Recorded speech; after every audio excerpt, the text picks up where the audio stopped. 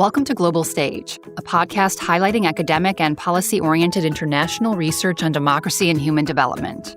Global Stage is a production of the Kellogg Institute for International Studies, part of the Keough School of Global Affairs at the University of Notre Dame. Welcome to Global Stage, a podcast from the Kellogg Institute here at the University of Notre Dame. My name is Rasheed Ibrahim. I'm a PhD candidate in the Political Science Department here also at Notre Dame and a fellow at the Kellogg Institute. Today, we're very fortunate to have with us Joseph Asunka, a returnee. He was here with us 2 years ago, and we had some really interesting conversations. Today, we're fortunate to have him here again. He's the current CEO of the Afrobarometer, serving as the CEO since 2021. He's published in several high-ranked journals, including the British Journal of Political Science, Research and Politics, Population Research and Policy Review. He comes to us with a wealth of experience, having been a lecturer at UCLA, where he also got his PhD in political science, also worked as a program officer for the Ghana Center for the Democratic Development, and also worked similarly for the Global Development and Population Program at the William and Flora Hewlett Foundation. And I believe you've worked in both academia and sort of non-academic field as well, raising funds and all that. And I think that brings some really interesting and diverse experience that I think would contribute to our discussion today. And so I would like to welcome you to our podcast. Yeah, thank you so much, Rasheed, for having me again. It's a pleasure to be here, and especially for this year's conference. Yeah, thank you. Thank you for being here. So I want to keep our conversation today around the question of why citizens stand for democracy and or strongmen. And this obviously, I think, is a very timely conversation. Well, it's been a timely conversation in Africa for like several years now, given the rise of democratic leaders, and we see varying levels of support for them. And so my first question I want to anchor to with some empirical, albeit somewhat descriptive data, right, from the recent Afrobarometer survey, where we find that overall, support for democracy is relatively high. It's roughly 65% of the people say democracy is preferable compared to like 16% who say, well, non-democratic leadership or regimes can sometimes be justified. So could you speak more to that? Do we know what factors explain these supports? What explains why citizens would support democracy? Right. Yeah. Thanks for that. And I think you put it rightly. The recent survey does show that now more than 60% of Africans say they support democracy. They prefer democracy to any other system of government. And for us, what we try to do is to figure out what is it that is driving people to stay committed to democracy, even as the economies are failing, and sometimes it feels like the ground is just moving under their feet, like they're not able to really keep things together. What we have found is that now people's commitment to democracy is less about the economic issues, but more about the political issues and the governance issues. So first of all, the issue about elections and the quality of elections, the issue about rule of law and accountability, and the issue about having the ability to recall or at least hold your leaders accountable when they misbehave. And so when you look at what we see as driving people's commitment to democracy, it's more on these political variables. So if the president is accountable or respect the rulings of the courts, if the elections are free and fair, if parliament has complete oversight over the executive and can hold the executive accountable, it actually drives people's deeper commitment to democracy. When these variables begin to fall, when they see that parliament is unable to hold the executive accountable, then people's commitment to democracy begins to wane. And so what we've seen is people want leadership of integrity, leadership of accountability. And over the period, like over the last 10 years, we've seen that people's commitment to accountability has grown over time. People want a government that is accountable, even if it's not able to deliver, compared to a government that just delivers the goods, but not accountable to the people.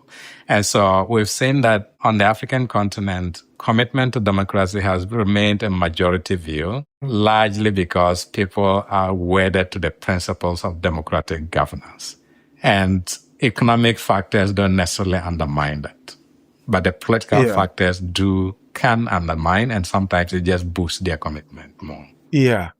So, but I think it's quite interesting, right? Because research elsewhere always suggested that there's a strong correlation between economic development and democracy. But why, in your opinion, is this the case that in the African continent, economic factors are not taking the forefront? Is it possible that maybe they can associate this? They think if there is integrity, right, if you have leaders that have a certain sense of integrity, then you might not even have to worry about economic issues because then they would deliver. Or is it that they do not think of politics as economic issues at all? They did just separate these two factors. I think they integrate them, but then they see them as things that are connected to each other. Yeah. But one is not the expectation of an elected democratic government is not first and foremost to deliver on the economic front. People want to see governments actually delivering on the first principles of democratic governance. What is it that we elected you to do? And we want to be able to hold you accountable. And so, but then for a system of government to deliver on economic growth in a sustainable way, you can only get that if you have a government that you can hold accountable. So even if they're able to provide you with your water, they're able to provide you with good roads and infrastructure. Mm-hmm. The only way you can ensure that that is sustainable is to have a government that you can hold accountable. Yeah. And of course, even the quality and the availability of those goods and services can only be sustainable if you can hold your government accountable. So when we started asking the question about accountability versus delivery, at the beginning, it was a minority view. About 40% of Africans would have preferred us about 15 years ago, preferred a government that delivered even if it were not accountable. Yeah. But since then, up to date, it has been increasing over time. People want accountability. That's interesting. I wonder if this speaks to the evolving nature of democratic culture, where people are developing a different understanding over the 15 years or so that you've mentioned, that they're seeing democracy in a different way that is not just delivering, but rather being held accountable. Right. Yeah. I think you got it there right, because it looks like democratic commitment is actually deepening. Yeah. Because if people are more and more attached to accountability because they know what it means to just deliver without being accountable. Yeah. And I want to go further into the data because, I mean, we have you here, you oversee all this project and all this data. So when we go further into the data, right, when we break it down at the country level, we see some interesting divide, right? In places like Ghana, Kenya, Benin, Cape Verde, Liberia, even Chad, you have a very high preference. In all these countries, above 70% of the people saying democracy is the ideal and they would prefer that over any other system. But when you look at a place like Mali, it's a little under 40%, or Sao Tome and Principe, which I don't know much about, but also around 33%. And so there's a bit of a different story here. We see variation where even though in most places people prefer the majority prefer democracy, but in a place like Mali, and in this round, I believe we do not have Burkina Faso, but I imagine it would not be very different from Mali. Right. So what explains this variation? Right. Yeah, there's a lot of cross-country variation. As in some countries, it's over 90% that say they prefer democracy. And so you go to countries like Mali and others, and so there are a number of factors, and it depends on the country. So in Mali, when we ask people, what is the most important issue you want your government to address? The issue that comes up on top is security. In most other countries, it's always been unemployment. But across the Sahelian belt, talking about Burkina Faso, Mali, Niger, crime and insecurity becomes a big priority. Yeah. And so in some ways, dealing with crime and insecurity seems to be something that they would want to see their government address. Yeah. And it's easy to see how you can link that to the military being more effective, because the military tends to be the most trusted institution on the continent. Yeah. And so believing that a military government would be more active and are more able to deal with the security issues can be very appealing. And so it can come and displace almost everything else that you're thinking about. But that's not even the case. When you think about a country like South Africa, South Africa also fell into that, where support for democracy became a minority view. It was like 39% and around 8 and 9. And of course, it also came down to that, the issue about corruption. So as I mentioned, now issues of corruption, quality of elections, accountability, these are the core factors that actually drives people's commitment to democracy. So in South Africa's case, the decline in people's commitment to democracy was just driven by the issues of corruption. Yeah. So when people perceive corruption to be going up, you see their commitment to democracy go down.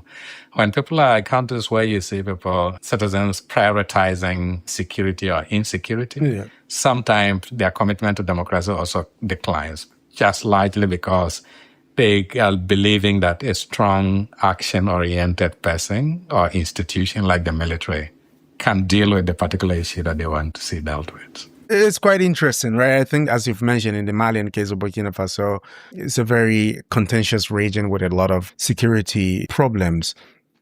But then I can't help but wonder if the influence of France in the country on how people are viewing governance today, right? I mean, in both Burkina Faso and Mali, we're seeing a very strong anti-French sentiment. In Côte d'Ivoire, we begin to see a little bit of this. My advisor and Jamie and I will have some work that we're doing, a paper that we're currently in the writing stage with collected focus group data in Côte d'Ivoire, and we ask people why they support foreign actors and why they dislike the actor. And in Côte d'Ivoire, what we see is that the anti-French sentiment is linked to a lot of anti-colonialism, right? People perceive it as a very colonial thing.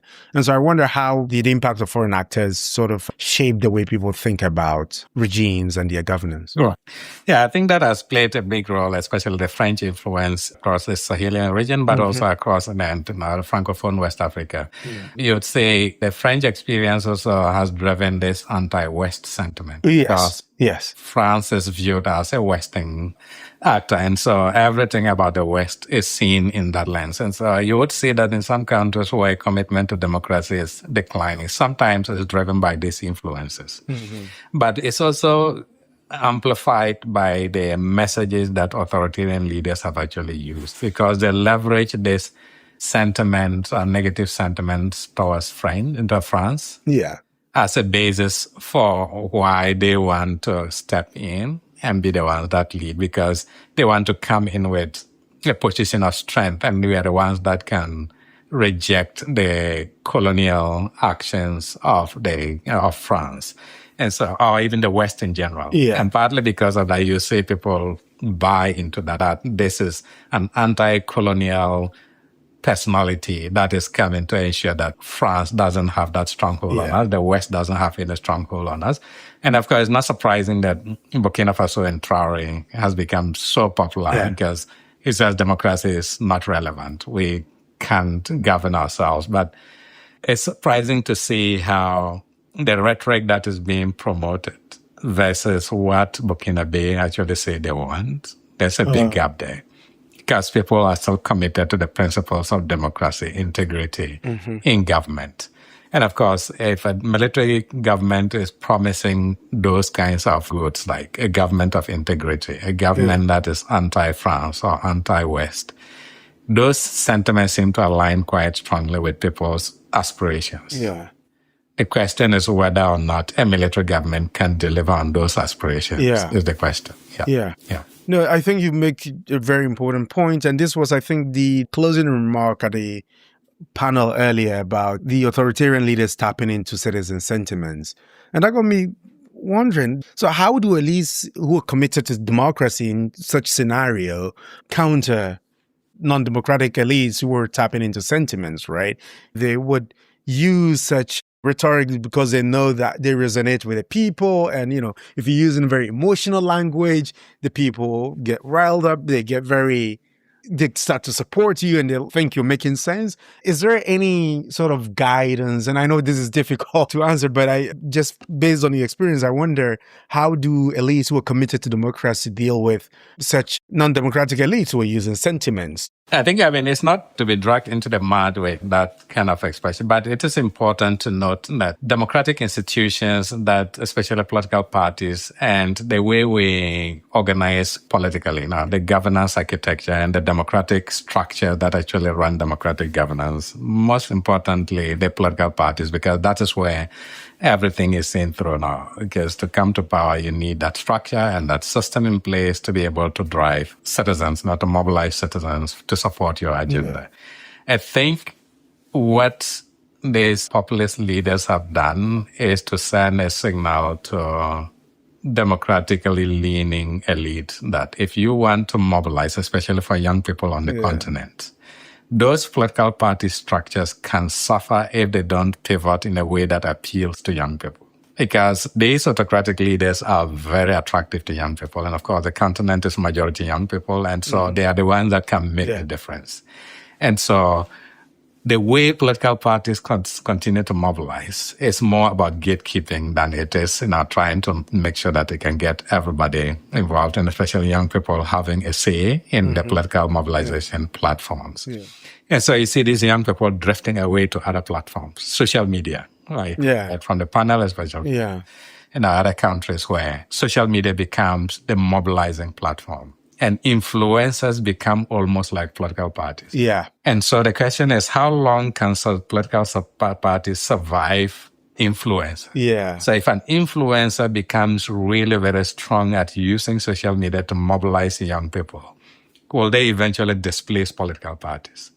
But what does that then mean for the political parties and the way they organize? Yeah. Otherwise, you'll get a point where you may see influencers being the centers of power. Yeah. And then political parties will have to figure out a way to buy into them. Yeah. But rather than allow that to happen, figure out a way to incorporate what they're using to be able to reach young people, to use those kinds of mechanisms and create the opportunity for young people to be part of the discourse in political systems. So I think that is interesting. Do we see any changes in any places where politicians are adapting or changing the way their strategies? I'm thinking of the Ghanaian case, but that is what I'm familiar with.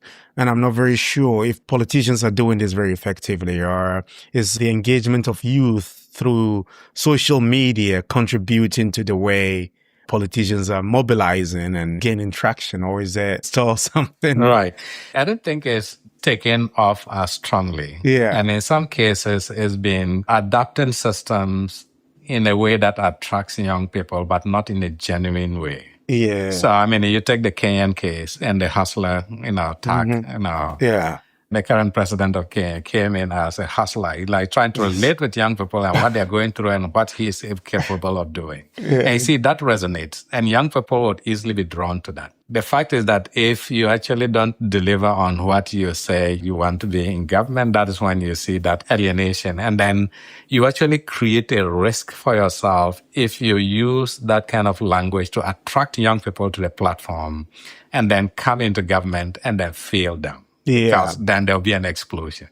Right. And so when people, the political parties are thinking of ways to actually mobilize young people using social media and other platforms that attracts their attention, it's important to maintain that genuineness of really listening and committing to making sure that the voices of young people are part of your government. Sentiments ahead, and that what they prioritize is actually seen in your government's agenda. Otherwise, you would just create an explosion. Yeah. There's a distance between what you promised and then what they actually see. What does data tell us about what young people or the public in general identify as the big issues that they want addressed? Yeah, so across the continent, it varies by country, but on average, in previous surveys, what we have seen consistently has been unemployment. So unemployment is always a top issue until last year. So last year, we looked at the survey results, around 10 survey, the average across the continent, healthcare became the top issue. That is very interesting. And in some countries, healthcare actually moved from number 6 position to number 1 position. And that was very intriguing to us as to why healthcare has suddenly become that a big issue. And of course, if you run the analysis, you can see, because there are places where we ask this question, like whether or not people are worried that if they get sick or their family members get sick, they may not be able to cover the cost of care. And that has been a big issue for people, that the insurance system, the health insurance system, and just generally the ability to access healthcare become more and more difficult. And we can see how that then pushes people to see healthcare as a bigger priority, even than unemployment. The fact is that even among young people, where we thought unemployment would be the big issue, is tied with healthcare. So the same proportion that prioritizes unemployment the same proportion of young people that say healthcare is a big priority from last year. I can't think of any explanation to this. It also doesn't surprise us. I mean, at some point when COVID hit, we actually thought at that time, healthcare would have been the big issue. Yeah. Even during that time, 2023, when we did the survey, unemployment was still on top. Right. And now in 2025, healthcare has now emerged as the big. So it may have been a lagged issue. So it's lagged over time to this. And now people are now feeling the effects, and that may be propping it up. Yeah. And otherwise, we thought we would have seen it during the COVID time, but we didn't see it then. Yeah. Tell me. Yeah. And so how well do governments respond to these? So it's one thing for voters to say, this is what we want governments to deliver. And in an ideal democracy, the governments then deliver on what the people say they want, they prioritize. And, that would be the whole point of governance and democracy. I'm just wondering, African continent, and I ask because I also know that you've worked with some governments. Many African governments would rely on Afrobarometer data sometimes because they understand how reliable and how representative the data is. And so how often do you find that it informs policies where governments then take what they're seeing in the data and implementing that, and therefore making their governance a more representative and democratic governance? Yeah. It's happened quite a lot on the continent, and more governments have seen the value of looking at the Afrobarometer data in their policy pronouncements and decision making. For one, governments want to be seen to be listening to their citizens. So when they come to the Afrobarometer data, at least they have that semblance of listening to their citizens. So they draw on the data. Both governments at the country level, but also at the regional level. So they are talking of the regional economic communities like the ECOWAS or the SADC and the African Union, because the African Union has a whole citizen strategy, and they want to be able to listen to citizen voices and incorporate that. So citizen voices does have a channel in governance, both at the country level, but at the regional and continental levels. All right. And of course, several governments do have strategies in place to do that. And so we've seen several governments. The president of Ghana cited the Afrobarometer data as the reason why, because the data did show that people are losing confidence in government, public official integrity. Yeah. And he said, we need to restore that confidence, because if you don't restore people's confidence in governance, then what you're going to do, people will be cynical about it. Yeah. So we need to be able to restore that. So when he came into power, that was the first thing he tried to do. Yeah. And that came about because when he was in opposition, we briefed them about the Ghana findings. We actually briefed the opposition leader as well. And so he knew what the data was saying, and that was the basis for that. Same thing happened in Senegal when the government was in power. We asked, especially for young people, what do you prioritize, or which area do you want to work? What kind of job do you want to do? And majority of young Senegalese said they wanted to start their own business. Yeah. And so the Prime Minister Asunka made this pronouncement that they're going to create an environment where young people actually can start their own business. Yeah. And it cuts across the board. So you have governments using the data as a basis for some of the policy pronouncements they make, but others also using it to actually drive what they do. But beyond governments, we also have civil society, because civil society advocates rely on this data to engage with government. So those who work in the water and sanitation sector, those who work on climate change, it becomes a tool to say this is what citizens are saying and prioritizing. And so therefore, they advocate for policy options. Yeah. Well, on that note, I would like to thank you very much for the great work that you're doing, because clearly it is informing some policy work on the continent, and hopefully it continues to do so and strengthen the democratic projects on the continent.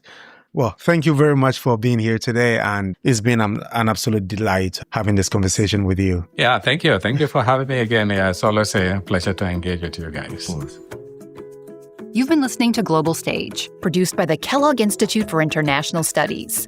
Listen to other episodes here or wherever you get your podcasts. Global Stage also can be found online at kellogg.nd.edu or by asking your smart speaker to play Global Stage.